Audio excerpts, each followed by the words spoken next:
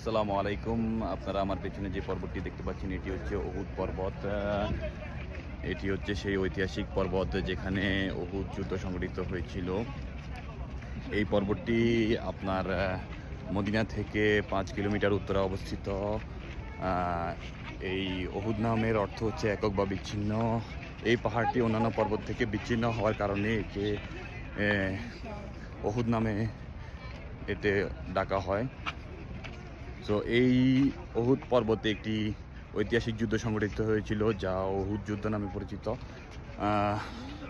625 খ্রিস্টাব্দে এই যুদ্ধটি সংঘটিত হয় মক্কার কাফেরদের সঙ্গে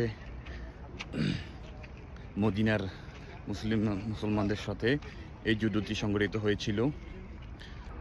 আপনারা এদিকে দেখতে পাচ্ছেন অনেক দর্শনার্থীরা এসেছে যারা এই জায়গাটিকে জিয়ারত করার জন্য। তা আমরা রয়েছি এই স্থানটিতে জিয়ারত করার জন্য এসেছি। তো এই যুদ্ধে আমাদের প্রিয় নবী হযরত মুহাম্মদ সাল্লাল্লাহু আলাইহি সাল্লামের দাঁত মোবারক শহীদ হয় এবং কি তিনি আহত হন এবং কি এই যুদ্ধে মহানবী সাল্লাল্লাহু আলাইহি সাল্লামের চাচা হযরত হামজা রাদিয়াল্লাহু তাআলা আনহু শহীদ হন এবং হযরত হামজা রাদিয়াল্লাহু তাআলা আনহু সহ মোট 70 জন সাহাবী এই যুদ্ধে শহীদ হন। তো তাদেরকে এখানেই দাফন করা হয়। এই যে আমার পেছনে আপনারা যে মসজিদটি দেখতে পাচ্ছেন এটি হচ্ছে পরবর্তীতে নির্মাণ করা হয় হযরত হামজা রাদিয়াল্লাহু তাআলার নাম অনুসারে। তো এই যুদ্ধটিতে আপনার মুসলমানরা পরাজিত হয় তাদের সামান্য একটি ভুলের কারণে। মুহাম্মদ সাল্লাল্লাহু আলাইহি সাল্লাম 70 জন সাহাবীকে তীরন্দাজ যারা ছিল তীরন্দাজ তাদেরকে একটি গিরিপথে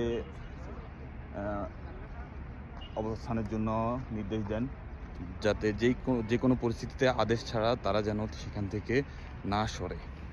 কিন্তু প্রথমে অবস্থায় মুসলমানদের বিজয়ী দেখা গেলেও পরবর্তীতে মুসলমানরা পরাজয় বরণ করেন, কারণ ওই 70 জন ওই 50 জন সাহাবী সেই অবস্থান থেকে সরে যান।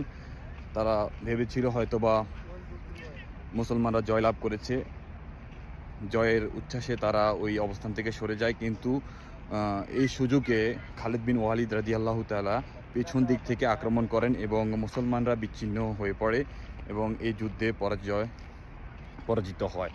তো আমরা এই স্থানটি দর্শন করার জন্য এসেছি।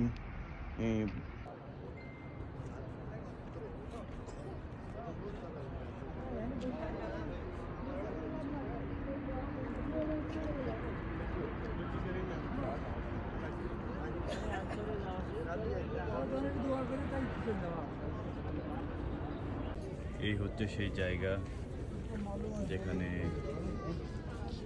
উহুদ যুদ্ধে নিহত সেই 70 জন সাহাবীকে দাফন করা হয়। এই হচ্ছে সেই ঐতিহাসিক স্থান, এখানে সেই 70 জন সাহাবীকে দাফন করা হয়। দেখতে পাচ্ছেন অনেক লোক জিয়ারত করার জন্য এসেছে।